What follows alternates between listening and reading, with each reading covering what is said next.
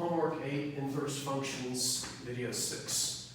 This will be the final video in this series.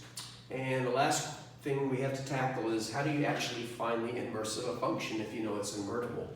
For example, the function f of x equals 3x minus 1 over 5 is invertible. Find its inverse. And by the way, the reason it's invertible, this is a line. And unless you're a vertical line or a horizontal line, you always pass the horizontal line test. This line is the same as 3/5 x minus 1/5.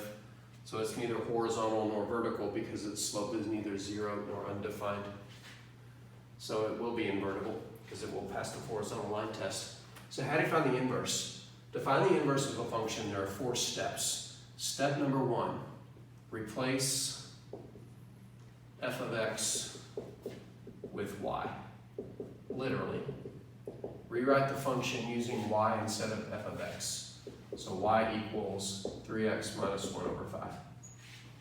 Pretty easy. After all, f of x is just a fancy name for y. Number 2, switch x and y. So rewrite the equation, but everywhere there's a y, put an x, and everywhere there's an x, put a y. Remember in the last video when we graphed the inverse function by switching the ordered pairs? That's what we just did here. We switched x and y. Your third step is to solve for y. You literally buried y in the function. Now dig it out by solving for it. The difficulty of this type of problem will hinge upon how junky the function is. The junkier the function, the more work it takes to solve.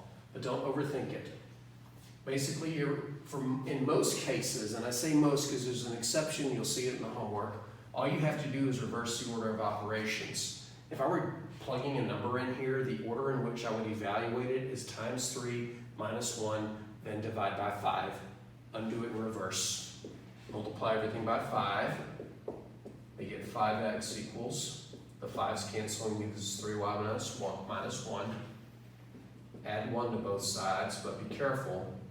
5x plus 1 are not like terms. I cannot combine them. So it's just 5x plus 1 equals 3y. And then divide by 3, or attempt to divide by 3.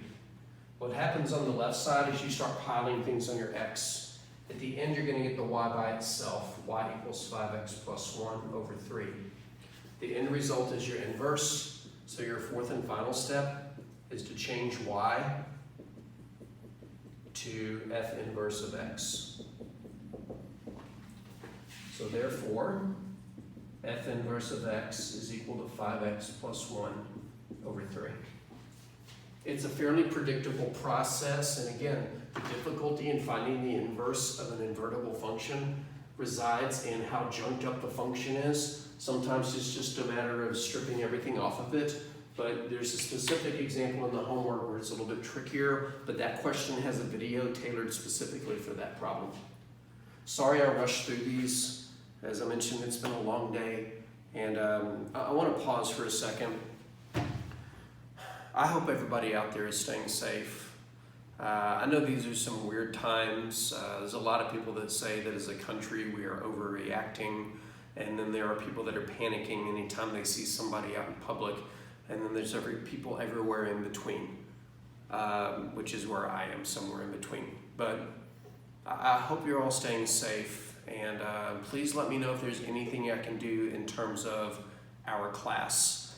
I'd like for you to try to maintain normalcy, working in your class or whatever, but I understand that there may be things that are affecting your ability to watch these videos, to do the homework, to seek out assistance. Please let me know if there's anything I can do, and please stay safe.